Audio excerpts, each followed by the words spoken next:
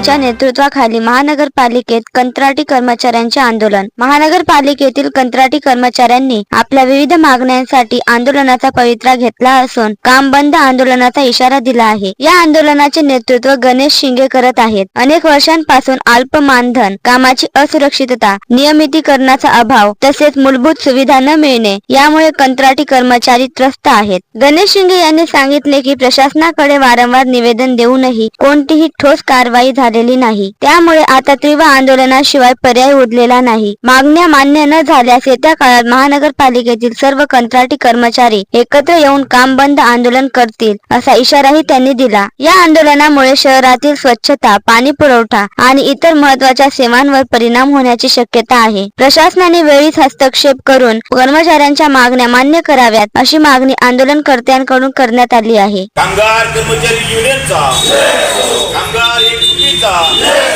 कामगार एकजुटीचा मी अनिल इटकापले, व्यवस्थापक अमृत एंटरप्राइजेस नांदेड, घंटागाडी प्रोजेक्ट।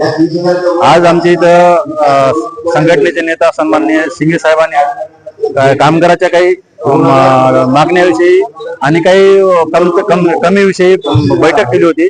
त्या अनुषंगाने आम्ही या बैठकीला हजर होतो।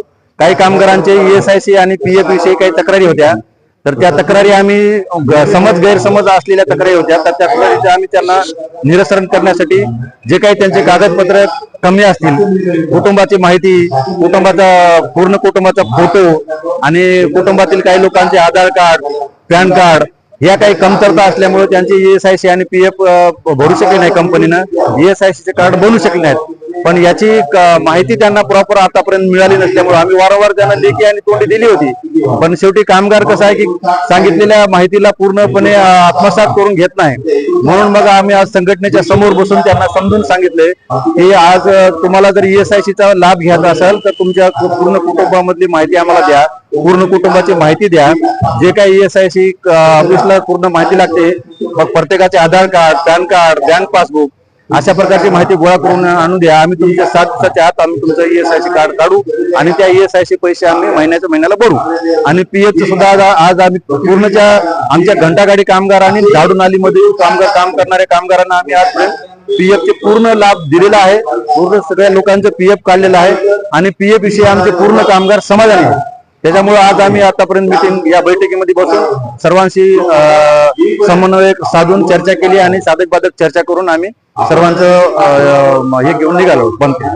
मी कॉम्रेड गणेश शिंगे, नांदेड वगळा शहर महानगरपालिका कामगार कर्मचारी युनियनचा संस्थापक अध्यक्ष। आज महानगरपालिका कामगार कर्मचारी युनियनची सभा होती। या सभेमध्ये कायम व कंत्राटी कर्मचाऱ्यांचे अनेक मूलभूत प्रश्न चर्चेला आले, ज्यामध्ये कामगारांचं EPF आणि ESI यासह सुट्टीमध्ये केलेल्या कामाचा मोबदला, कामगारांना कमी केलेल्या कामगारांना कामावर पूर्ववत घेणं, ज्या कामगाराचं वय कमी आहे त्या कामगारांना पूर्ववत घेणं, कमी केलेल्या कामगारांच्या पाल्यांना कामावर घेणं आणि नांदेड शहराची लोकसंख्या मोठ्या प्रमाणात असल्यामुळं कामगाराची संख्या कमी आहे, लोकसंख्येनुसार कामगाराची भरती करावं या विविध विषयावर आजची बैठक होती।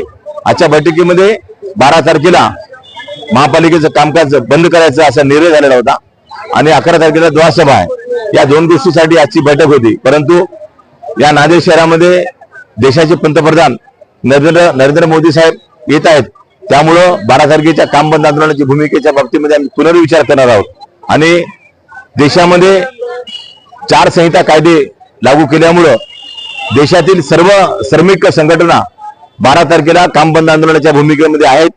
2 तारखेला नांदेड जिल्ह्यामध्ये, नांदेड शहरामध्ये आमच्या लालबावटा आणि सर्व श्रमिक संघटनेची बैठक आहे।